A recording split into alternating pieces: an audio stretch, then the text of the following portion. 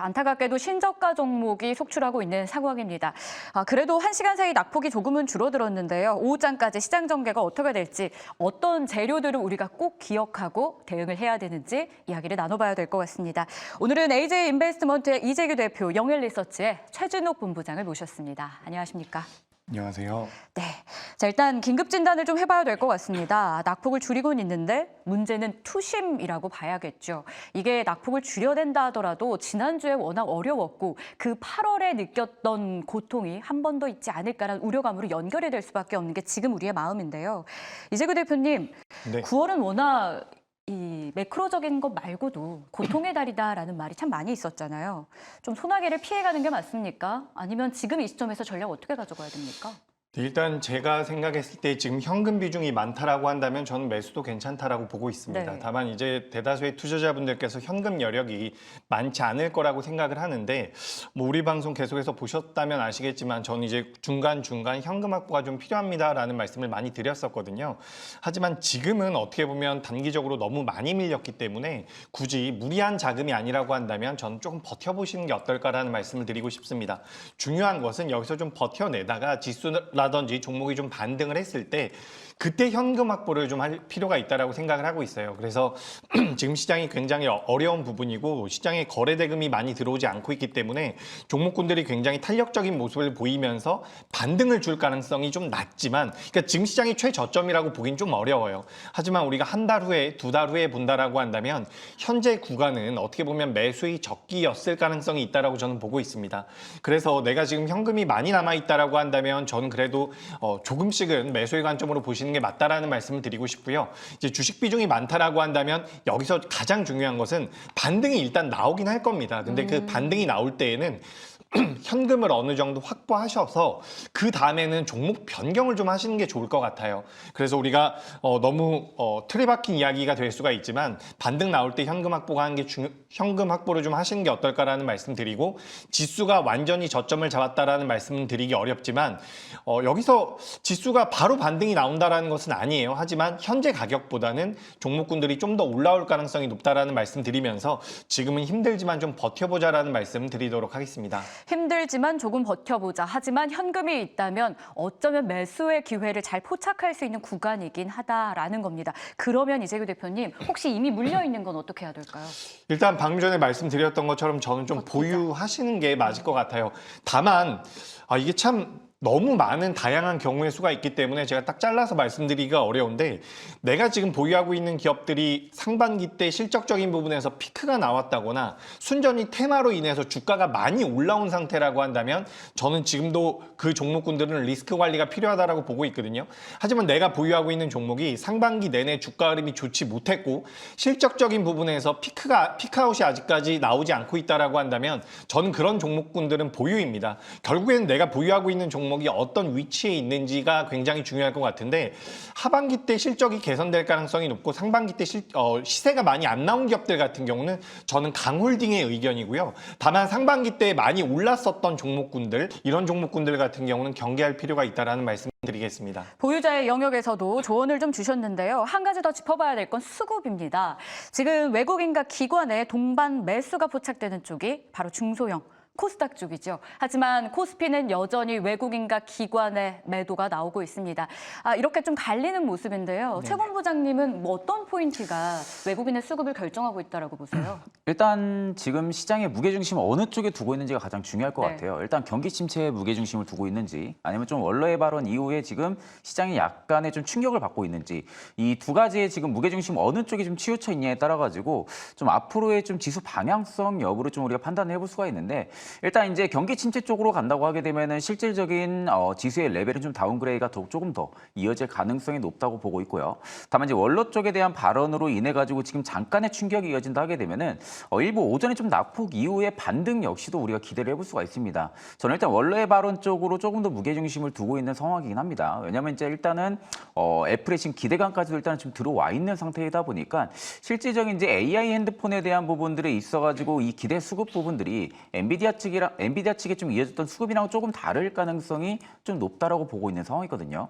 그렇기 때문에 일단 증시에 좀 어떻게 보면 좀 지수를 레벨업 시킬 수 있을 만한 요인들은 충분히 저는 이벤트성의 부분들의 재료는 있다고 보고 있는 상황입니다. 다만 지금 일단 ADR 지수로만 놓고 보면은 뭐 화면에 보시는 것처럼 아시겠지만 일단 코스닥이 한 65% 정도를 유지를 해주고 있고요. 코스피가 한 76% 정도를 지금 유지를 해주고 있는 상황입니다. 그러니까 보통 지금 코스닥 쪽에 조금 더 외국인과 기관들의 수급이 몰리는 부분들은 ADR 지수로만 놓고 보면은 과열권이 굉장히 많이 들어가 있는 상태거든요. 그러니까 지금 코스닥 같은 경우가 과열권이 좀 많은 양상에 들어가 있는 상태이다 보니까 좀 이쪽에 메이저들의 수급이 좀 이어지고 있을 가능성이 좀 높다고 보고 있고 보통 지금 코스닥에 지금 ADR 지수만 놓고 보면 8월 4일 날 낙폭이 좀 강하게 나왔던 네. 그 지수랑 거의 동일한 레벨에 있습니다. 그러니까 보통 그때 당시에 65%까지 떨어지고 나서 좀 코스닥 쪽에 반등이 좀 강하게 나와줬거든요. 그럼 보통 우리가 생각을 해볼 수가 있는 부분들이 코스피는 아직까지 조금은 더 떨어질 여력은 있긴 하겠지만 반대로 코스닥 같은 경우는 이미 과열권에 꽤 오랜 기간 좀 접근을 해 있는 상태이고 그만큼 과대한 낙폭이 나온 상황이다 보니까 실질적인 기술적 반등이 조금 더 강하게 나와준다 하게 되면 코스닥 쪽이 좀 유력하게 나와줄 가능성이 높다라고 보고 있는 상황이고요. 코스피 같은 경우 한 60%대까지 떨어진다고 하게 되면 올해 4월 달 정도입니다. 올해 4월 달에 한 60% 정도까지 떨어지고 나서 반등이 좀 강하게 나와줬던 부분들을 우리가 예상을 해본다고 하게 되면 사실 지금 이게 매도를 하는 게 맞는지라는 의문이 좀 들기는 해요. 왜냐하면 이제 두 지수 모두 다 과열권에 전부 다 들어가 있는 상태이다 보니까 언제든 반등이 좀 강하게 들어와줘도 이상하지가 않을 그런 구간이라고 보고 있는 상황이다 보니 실질적으로 일단 단기간 랠리가 이어진다 하게 되면은 저는 코스닥이 조금은 더 랠리가 이어지지 않을까라고 보고 있는 상황입니다. 통상적으로 과매도 구간 진입 시에 증시를 저점으로 인식하고 저가 매수세가 유입되는 패턴이 있었습니다. 최진욱 본부장님이 이 두 지표를 통해서 지금이 그 시점일 가능성이 굉장히 높다라고 짚어주시면서 만약에 상승을 한다면 코스피보다는 코스닥 쪽의 상승이 좀 더 유리하겠다. 이런 조언을 주셨는데요. 자, 그럼 이재규 대표님, 네. 하락이 멈췄으면 좋겠습니다. 네, 멈추려면 저도 그렇습니다. 지금 가장 필요한 모멘텀은 뭐라고 보세요? 일단 모멘텀이 저는 예전에는 지난주만 하더라도 이제 FOMC 회의 이후에 그러니까 금리 인하 전에 우리 시장이 좀 더 밀릴 거라고 생각을 했는데 어떻게 보면 최근 우리나라 시장을 보거나 글로벌 증시를 본다면 선 반영이 좀 되고 있는 것 같아요. 네. 그래서 저는 FOMC 회의 이후에 오히려 우리 시장이 좀 반등을 할 수 있지 않을까. 그러니까 원래 다음 주쯤에는 반등이 나올 수 있지 않을까라고 생각을 하고 있는데 휴장이 길다 보니까 그 다음 주쯤에는 우리 시장이 금리 인하 이후에 반등이 나오지 않을까라고 말씀을 드리고 싶습니다. 그리고 이번 주에 미국에서 뭐 CPI라든지 PPI 발표도 있거든요. 그래서 이런 내용들로 인해서 미증시가 하반 경직을 보인다라고 한다면 그때부터는 좀 올라올 수 있지 않을까라고 말씀을 드리고 싶습니다. 그리고 우리나라 이제 지수가 좀 반등을 하기 위해서는 어쨌든 삼성전자와 SK하이닉스가 올라와야 되는데 현재 우리나라 코스피보다 삼성전자와 SK하이닉스의 주가 흐름이 안 좋아요. 그렇다라는 것은 반도체 쪽에서 계속해서 부담을 느끼고 있다라는 부분인데 반도체 같은 경우는 이제 9월 달 말에 마이크론의 실적이 있습니다. 그래서 마이크론 실적 구간까지도 어느 정도의 이렇게 좀 침체기에 들어갈 가능성이 있다라고 보고 있거든요. 그래서 실적 이후에는 좀 탄력적인 반등도 나올 수 있다라고 보고 있는데 우리가 마이크론 실적까지도 좀 기다려볼 필요가 있다라는 말씀을 드리고 다만 제가 서두에 말씀드렸던 것처럼 삼성전자, 하이닉스뿐만 아니라 현재 우리나라 시장 같은 경우는 어떻게 보면 저평가 구간까지 들어와 있는 상황입니다. 그래서 우리가 여기가 완전히 대바닥이다라고 찐바닥이다라고 말씀드리기는 어렵지만 시간을 어느 정도 가지고 본다라고 한다면 현재 가격대는 어떻게 보면 매수가 가능한 그런 구간일 거라고 생각을 하고 있어요. 지금 단기적으로는 저는 금리 인하 전후로 우리 시장이 반등을 할 가능성이 있다라고 보는데 사실 그렇게 뚜렷한 반등 명분이 아직까지는 없다라고 보고 있거든요. 그래서 수급적인 부분들에서도 여전히 부담이 좀 되고 있고 아까 전에 앵커님께서도 잠깐 말씀하셨지만 이 엔캐리 트레이드 쪽에 대해서 지금 시장에서 너무 간과하고 있는 부분들이 있습니다. 물론 지금 숏 포지션이 거의 다 없어지고 롱 포지션으로 바뀐 부분 때문에 8월 달처럼 밀릴 가능성은 낮아요. 하지만 우리가 이 엔캐리 쪽에 대한 리스크도 계속해서 체크를 해봐야 되는 부분이라서 전 이번 주와 다음 주까지는 좀 그래도 관망세, 그러니까 현금이 있다라고 한다면 매수, 다만 우리 시장이 무조건 올라갈 것이다라는 관점으로 뭐 신용이라든지 미수를 사용하는 것은 굉장히 어렵다라는 말씀을 드리고 위험하다라는 말씀을 드리고 싶습니다.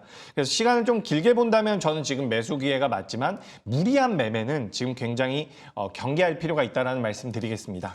그러니까 이게 시장의 상승은 반드시 나오긴 할 텐데 이걸 무리해서 내 영역 이상의 것을 빌려서 투자를 한다면 변동을 감당하기 어렵다는 거잖아요. 예, 그죠. 최근에 그러니까 신용 잔고가 또 올라오고 있더라고요. 맞아요. 사실 우리가 정석적으로 매매를 하신다라고 한다면 지금 지난주, 이번 주 우리나라 시장 굉장히 많이 밀렸잖아요.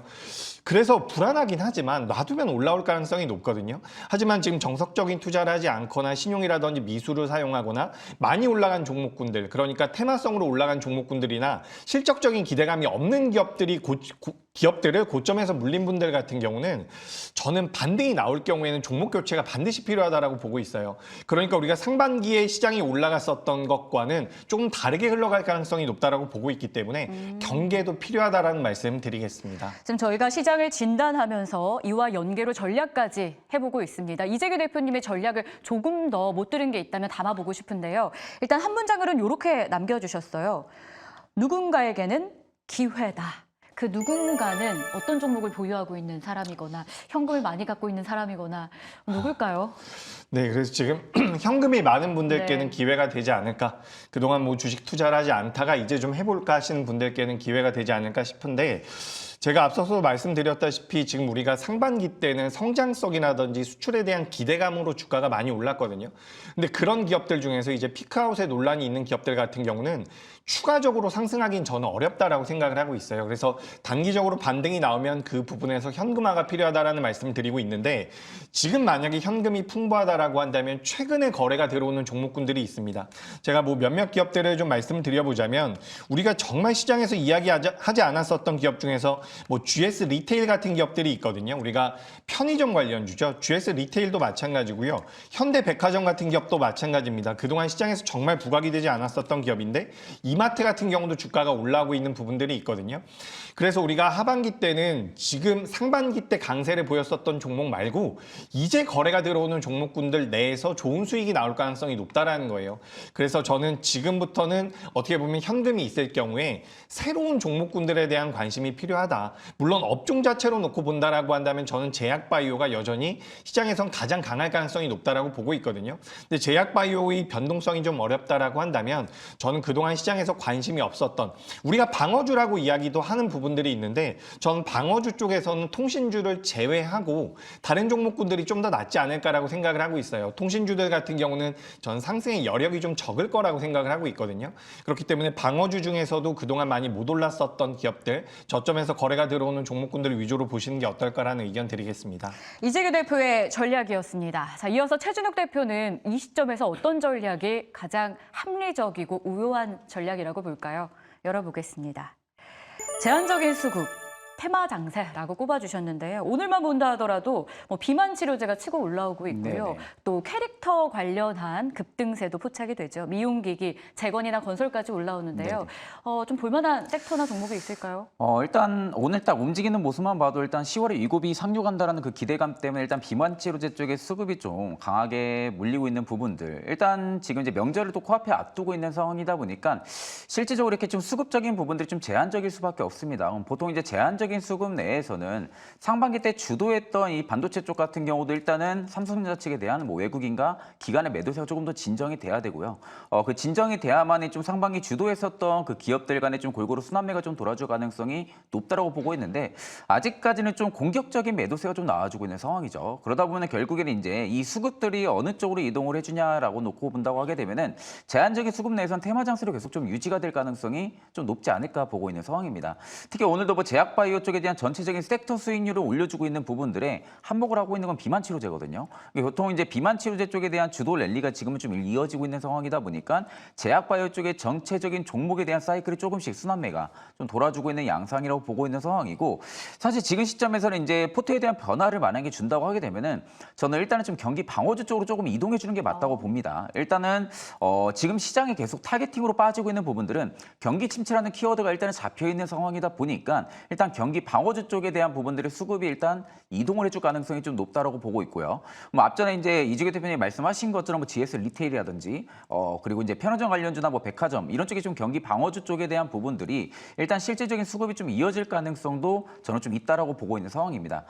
다만 내가 이제 어떻게 보면 좀 단기간의 수익률을 놓고 본다 하게 되면은 일단 지금은 트레이딩 관점으로만 계속해서 접근을 해야 된다고 보고 있는 상황이고요. 그 안에서도 일단 금일 증시나 뭐 내일 증시나 놓고 봤을 때 테마 장세로 유력하게 움직이고 있는 기업군들을 일단은 선별해서 접근하는 게 맞다고 봅니다.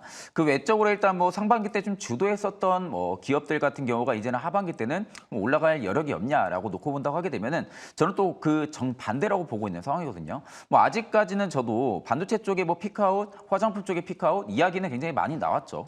많이 나왔지만 최근 화장품 쪽의 수급도 많이 잡히고 있는 상황입니다. 물론 이제 8월 달에 수출 데이터가 워낙 좀 잘 나왔기 때문에 그런 부분들이 일단 수급을 좀 회복을 시켜주는 부분들도 있겠지만 결국 이 피크아웃이라는 꼬리는 계속 달고 갈 거거든요. 달고 갈 거지만은 불구하고 수급이 계속 이어진다라고 하게 되면은 결국 이 성장성이 조금 더 베팅이 들어와주는 가능성이 좀 크다라는 겁니다.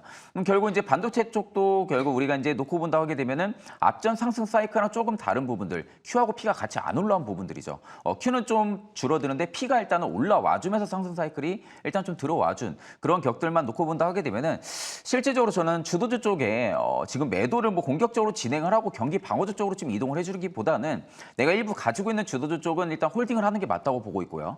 홀딩을 하면서 내가 지금 어느 정도 현금을 확보를 하고 있다고 하게 되면은 어느 정도 경기 방어주 쪽으로 좀 수급적인 플레이가 좀 이어질 수 있기 때문에 그쪽에 조금 자산을 좀 포트를 편입을 시키는 게 맞다라고 보고 있는 상황입니다. 좋습니다. 두 분의 시장 이야기 그리고 전략까지 들어봤는데요. 자, 좀 더 구체적으로 섹터 안에 들어가 봐야 될 것 같습니다. 여러분들이 가장 많이 궁금하고 보유하고 있을 반도체주 이야기인데요. 일단 상반기 주인공을 두고 우리는 이제 바닥을 논하게 돼서 참 아쉬움이 많죠. 삼성전자도 목표 주가 하향 소식이 들리죠. KB증권에서 13만 원이었던 목표 주가를 9만 5천 원까지 내려잡았습니다. SK하이닉스도 역시 하향 소식이 있었고요. 이재규 대표님. 네. 엔비디아 하락의 영향을 피해갈 수는 없을 텐데 피해갈 방법은 없습니까, 그럼? 참 이게 너무 안타깝죠. 네. 우리나라 기업들이 엔비디아만큼 올랐으면 조정을 받아도 그러려니 하겠는데 많이 오르지도 못한 상태에서 밀리니까 좀 안타까운 부분들이 있습니다. 저는 일단 우리 방송에서도 많이 말씀드렸던 것처럼 8월 초에 우리나라 시장이 한번 크게 밀릴 때 이런 말씀을 드렸어요. 그러니까 우리가 삼성전자라든지 SK하이닉스 반도체 업황 자체에 대해서 뭐 3분기, 4분기 내년까지도 실적적인 부분에선 더 좋아질 가능성이 높다. 그 부분들은 알고 있지만 일단 하락이 크게 나왔기 때문에 경계를 해야 된다. 이런 말씀들을 많이 드려왔습니다. 그렇기 때문에 저는 지금도 반도체와 관련되어 있는 종목군들이 뭐 7월 달과 8월 달의 고점을 넘어서서 계속해서 올라갈 것이다라는 말씀은 드리기가 좀 어려울 것 같아요. 다만 단기적으로는 관련되어 있는 종목군들의 낙폭이 굉장히 큽니다. 그렇기 때문에 저는 반도체 관련주들은 우리가 지금 제가 보니까 CLSA에서는 삼성전자의 목표가를 7만 원 이하까지 지금 내려놓은 상태거든요. 굉장히 쇼킹한 부분들이 계속해서 나오고 있는데 여기서는 저는 삼성전자와 SK하이닉스는 괜찮다라고 보고 있어요. 그러니까 삼성전자와 SK하이닉스 같은 대형주들 같은 경우는 만약 여기서 밀림이 나온다라고 하더라도 그 낙폭 자체가 제한적일 가능성이 높고 시간을 좀 우리가 길게 본다라고 한다면 수익 매도도 가능하다라고 생각을 하고 있는데 전 오히려 규모가 좀 작은 기업들이 있죠. 그런 기업들 같은 경우는 지금부터 반등이 나올 때는 비중 축소가 맞지 않을까라고 생각을 하고 있습니다. 제가 물론 시장에 상장되어 있는 모든 반도체 기업들을 다 알고 있는 것은 아니기 때문에 개별적인 모멘텀이라든지 상승 가능성이 높은 기업들은 분명히 있을 거예요. 그런 종목들은 괜찮은데 상반기 때 좋았다라고 해서 무조건 올라갈 것이다라는 관점으로 반도체 중소형주들을 보시는 것은 전 좀 위험하지 않을까라고 말씀을 드리고 싶습니다. 그러니까 정리를 드리자면 저는 지금 전반적으로 우리나라 시장이 낙폭이 과하다라고 생각을 해요. 그러니까 여기가 최저점은 아니라고 하더라도 현재 가격보단 대다수의 종목군들이 올라올 가능성이 높다라고 보거든요. 그중에서 반도체도 올라올 가능성이 높다라고 보는데 올라올 때는 저는 비중 조절이 좀 필요하다라고 생각을 하고 있습니다. 그래서 삼성전자와 SK하이닉스 앞으로 실적적인 부분들 메리트가 있을 거라고 보는데 일단 수급적인 부분에서 이게 제가 팩트만 말씀드려보자면 지난 한 달 동안 미국에서 빅테크 기업들보다 다른 기업들의 주가 흐름이 더 좋았어요. 금융이라든지 유틸리티라든지 뭐 헬스케어 쪽이 더 좋았거든요. 이게 큰 흐름이 바뀌었다라는 겁니다. 그래서 우리가 상반기 때 예를 들어서 1월 달에 반도체가 밀리면 매수하면 좋아 좋았어요. 3월 달에도 밀릴 때 매수하면 괜찮았거든요. 왜냐하면 추세 자체가 우상향을 만들어가고 있었으니까. 하지만 금리 인하가 진행이 되면서 제약바이오 쪽이라든지 금리 인하 쪽에 대해서 수혜를 받을 수 있는 종목군들, 최근에는 방어주까지 움직이고 있습니다. 그렇다라는 것은 시장의 분위기가 바뀌었다라는 거거든요. 그러니까 여기서는 상반기와는 좀 다른 관점이 필요하다. 그래서 반도체 같은 경우는 저는 단기적으로는 반등이 나올 가능성이 높다라고 보는데 그 반등 이후에는 우리가 좀 더 추이를 봐야 됩니다. 그래서 오히려 반도체를 좋아하신다라고 한다면 저는 대형주 위주로 보시는 게 맞다라고 생각을 하고요. 여기서 반등이 나올 때는 일부는 현금 확보를 하시는 것도 어떨까라는 의견 드리겠습니다. 알겠습니다. 최진욱 본부장님의 의견도 궁금한데요. 사실 반도체만 놓고 보면 네네. 업황에 대해서 의견이 이제 좀 갈리는 모습이에요. 뭐 D램에 대해서 좀 판매 가격 상승이 어렵다라는 분석으로 이번에 삼성전자 목표가도 하향이 됐던 건데 하지만 여전히 AI 시장에 대해서는 의심의 여지가 없다라는 목소리도 많거든요. 네네. 이 업황을 봐야 반도체 투자 방향 좀 잡지 않을까요? 어떻게 보세요? 일단 국내 증시의 대형주들 뭐 삼성전자나 SK하이닉스 그 외에 뭐 HBM단이나 반도체 쪽이 또 움직이는 영향들만 놓고 보면 결국 엔비디아를 뺄 수가 없는 부분들이거든요. 결국 이제 엔비디아의 어떻게 좀 움직이는 그 효과에 따라 가지고 국내 증시도 어느 정도 좀 여파를 받고 있는 부분들. 결국 여기서 이제 중요한 시점은 지금 엔비디아 지금 2분기 실적 발표 이후부터가 조금 더 하락폭이 강하게 나와주고 있는 상황입니다. 물론 이제 실적이 안 좋게 나온 건 아니에요. 숫자는 분명히 찍히고 있는 상황이고 실적도 좋게 나왔지만 워낙 엔비디아가 상반기 때부터 보여줬던 그 퍼포먼스에 대비해서 눈높이가 많이 높아져 있었던 부분들은 기정사실화적이죠. 결국 그 눈높이가 2분기에도 높아져 있었지만 그 눈높이를 좀 충족을 시키지 못했던 부분들. 물론 그렇다고 반도체 쪽에 뭐 AI 반도체 쪽에 실적이 지금 나빠지고 있는 부분들은 아닙니다. 실적은 분명히 좋아지고 있지만 시기가 지나면 지날수록 엔비디아 쪽에 대한 눈높이는 계속 높아진다고 하게 되면은 결국 어느 정도의 좀 레벨 충격은 좀 받을 수밖에 없는 부분들입니다. 그러니까 그 충격으로 인해 가지고 지금 국내 증시도 엔비디아 대비해서는 뭐 많이 오른 상승세는 없었지만 그래도 상반기 때 엔비디아 효과를 좀 똑똑히 본 부분들은 사실이거든요.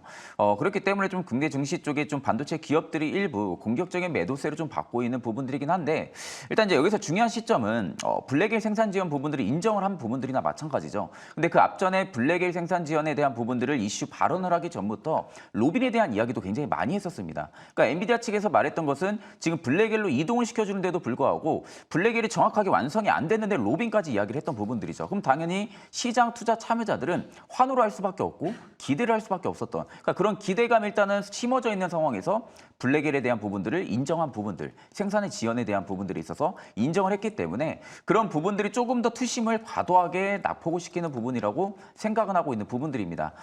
그러면 이제 결국 여기서 중요한 부분들은 엔비디아의 좀 발언이라든지 앞으로 아니면 좀 엔비디아의 수급적인 방향이라든지 이런 부분들 일단 반도체 쪽의 수급 회복을 얼마나 이어주는지 여부가 가장 중요하다고 보고 있는 상황이고요. 앞전에도 말씀드렸지만 Q하고 P가 이번에 같이 증가를 한 상승 사이클이 아닙니다. 앞전에 뭐 삼성전자나 SK하이닉스가 감산을 좀 진행을 했었잖아요. 감산을 진행했을 때 당시에도 P 가격이 계속해서 오르는 현상들. 그러다 보니까 결국 지금의 반도체 상승 사이클은 엔비디아의 AI 반도체 효과로 인해 가지고 지금 상승 사이클이 들어와주고 있는 부분들인데 앞전에 Q하고 P가 같이 동시에 증가했을 때 상승 사이클에 비하면은 지금 50%도 위로 올라와 있는 상태가 아닙니다. 뭐 그렇다 하게 되면 수치상으로 놓고 본다고 하면은 지금 과연 상승 사이클이 끝났다고 볼 수가 있냐라는 거죠. 결국 상승 사이클이 지금은 저는 끝났다라고 보고 있는 부분들은 아니기 때문에 실질적인 이 낙폭 이후에 반등 기조가 얼마나 많이 나와줄지 여부가 가장 중요하다고는 보고 있지만 일단 저는 공격적인 외국인들의 매도세가 오늘 보니까 좀 줄어들고 있습니다. 삼성전자도 마찬가지고요. SK하이닉스도 마찬가지고요. 아직 뭐 장 초반이긴 합니다. 장 초반이긴 하지만 장 초반 대비해서는 지금 외국인들의 매도세가 조금씩 줄어들고 있다는 부분들은 일단 어느 정도 바닥을 잡을 가능성도 저는 넣어둬야 된다고 보고 있는 상황입니다.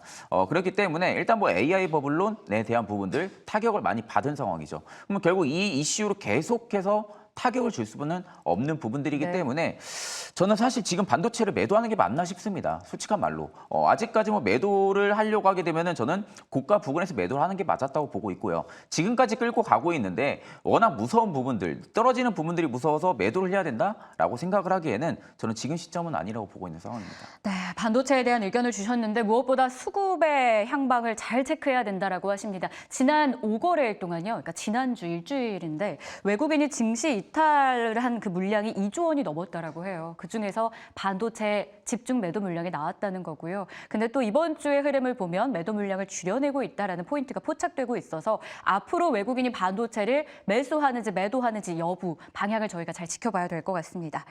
자, 하지만 이런 가운데도 2차 전지가 나름 선방을 해주고 있어서 점검을 좀 해보도록 할게요.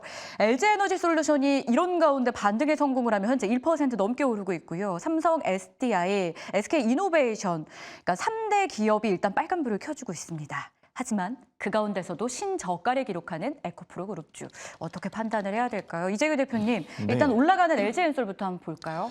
네, 일단 LG에너지솔루션이 대장주의 역할을 하고 있다라고 보여집니다. 개별적으로 이제 LG에너지솔루션이 다른 기업들보다 어떻게 보면 모멘텀이 좀 더 강하게 부여되지 않나라고 생각을 하고 있는 부분인데, 일단 오늘은 에코프로비엠 그룹주가 전체적으로 약세를 보이고 있고, 그리고 전반적으로는 2차 전지도 오늘 약하긴 합니다. 다만 이제 셀업체들이 하반 경직을 좀 보이고 있다라는 것은 2차 전지가 어쨌든 캐즘 구간이다. 그리고 열폭주로 인해서 뭐 투심이 안 좋아질 수 있다. 구매를 하고 싶어하는 분들이 줄어든다. 뭐 이런 리스크가 많이 있었지만 그럼에도 불구하고 주가가 밀리지 않았다라는 것은 주가의 흐름상으로는 전 저점대는 나오지 않았나라고 생각을 하고 있습니다.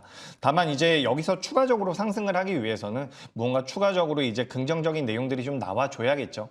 다만 우리가 이제 2차 전지 같은 경우는 그동안 낙폭이 굉장히 크기 때문에 어떻게 보면 지금부터는 저는 반등의 구간으로 들어갈 가능성이 굉장히 높다라고 보고 있고, 오늘 이제 종가가 굉장히 중요할 것 같아요. 2차 전지 오늘 LG에너지솔루션이나 삼성 SDI 같은 경우는 어느 정도 올라오고 있는데, 다른 기업들 같은 경우는 초반부터 아직까지는 좀 약한 모습을 보이고 있거든요.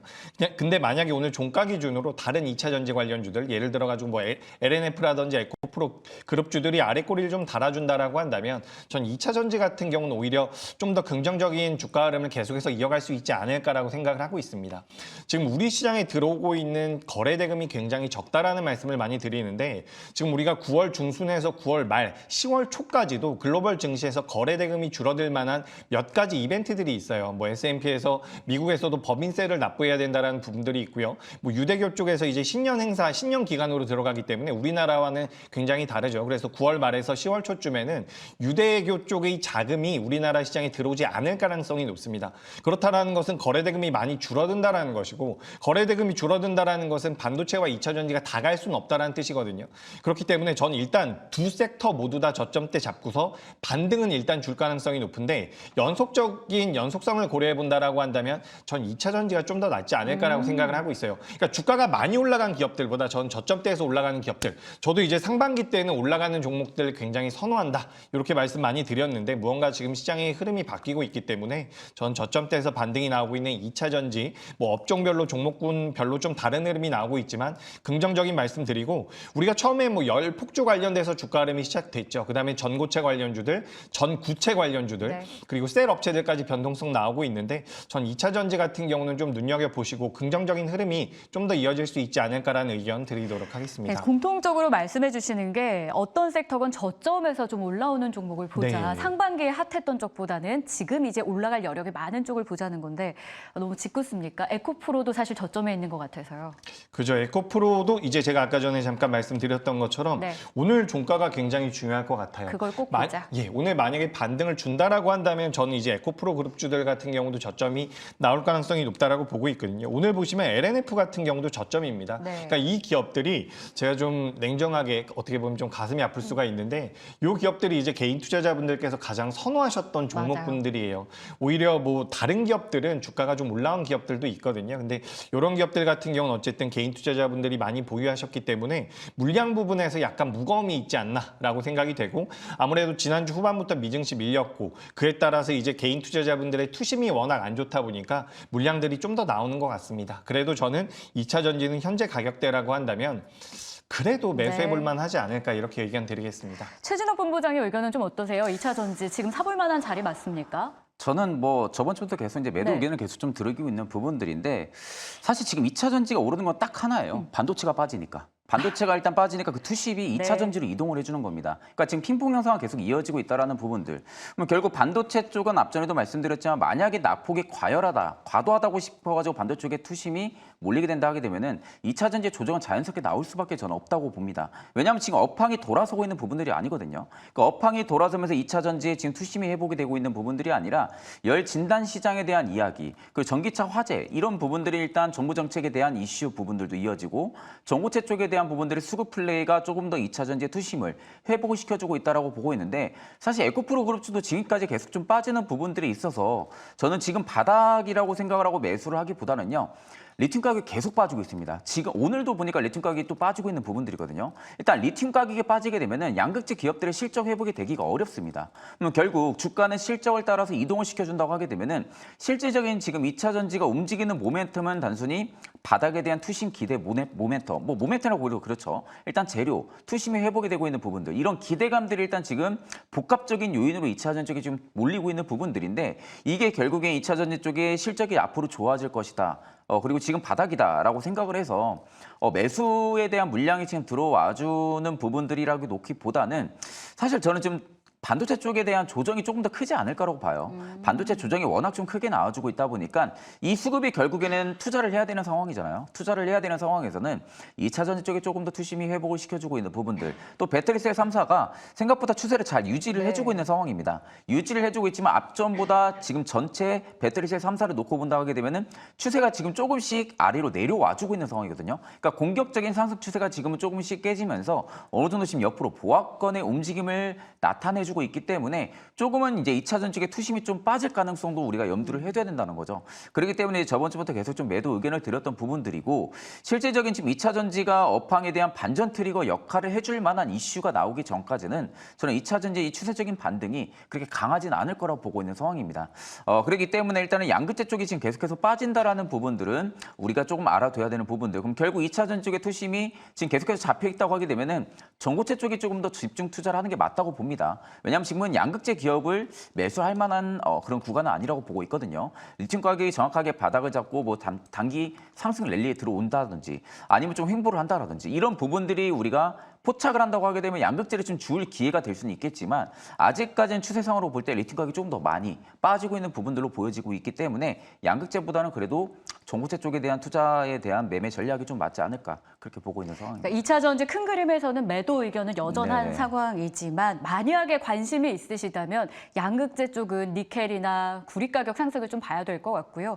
니켈은 지금 3분의 1 토막 났다고 하더라고요. 그렇죠. 지금 니켈도 마찬가지 원자재 쪽이 지금 네. 워낙 안 좋은 상황이다 보니까 실질적으로 양극재 기업들이 올라갈 만한 터닝 포인트가 없는 거죠. 없는. 그렇죠. 모멘텀이 없다라고 보시면 될 것 같습니다. 알겠습니다. 그렇기 때문에 좀 투자를 그래도 원하신다면 전고체 쪽이 낫겠다라는 의견을 주셨고요. 이재규 대표님은 그 안에서도 세부적으로 오늘 종가 어떻게 형성돼야 되는지 좀 자세한 전략 주셨으니까 저희가 잘 참고해 보도록 하겠습니다. 자, 이어서는 비만 치료제, 제약바이오주도 한번 봐야 될 것 같습니다. 지금 외국인이 시장을 빠져나가는 가운데도 매수하는 종목을 보면 제약바이오주가 이름을 꽤 많이 올리고 있어요. 특히 코스닥 시장에서 1위 매수 기업이 알테오젠과 HLB입니다.